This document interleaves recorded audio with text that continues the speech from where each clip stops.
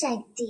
என் அன்பு தங்கமே, நீ உயிராய் நேசிக்கும் உறவு ஒன்று தானாகவே உன் இல்லத்தில் வந்து இணைய போகின்றது.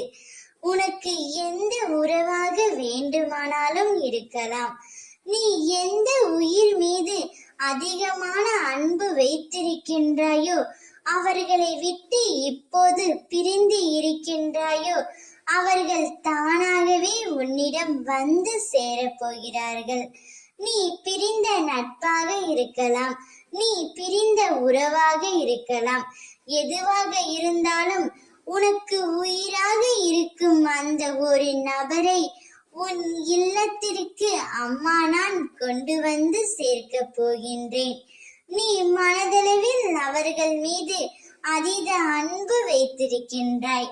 காலத்தின் கட்டாயத்தாலும் உன்னை விட்டு அவர்கள் இப்போது பிரிந்து இருக்கிறார்கள். வாய்விட்டு யாரிடமும் சொல்லவும் முடியாமல், அழுகவும் முடியாமல், தனிமையில் மிகவும் வருந்திக் கொண்டே இருக்கின்றாய். உன் அம்மா நான் அதை அறிய மாட்டேனா என்ன? எனவே தான் நீ நேசிக்கின்ற உறவை உன்னுடன் சேர்த்து வைப்பதற்காகவே முடிவெடுத்து அவர்களே உன்னை தேடி வர செய்ய போகின்றேன். என் பக்தர்களை காப்பதற்காகவே என் கைகளை நான் எப்பொழுதும் விரித்தே வைத்திருக்கின்றேன். அவர்களை நோக்கி எந்த விதமான துயரத்தையும் கெடுதலையும் நெருங்கவிட மாட்டேன். நான் என் குழந்தைகளை ஏமாற்றவும் மாட்டேன். என்னை நம்பியவர்களை நான் என்று கைவிடுவதே இல்லை. கஷ்டத்தை சகிக்க பழகு, எதையும் எதிர்த்து நில்.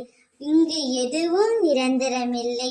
உன்னுடைய நிலைமை மாறி உனக்கு பிடித்த உறவுகளுடன் நிச்சயம் நீ வாழ்வாய்.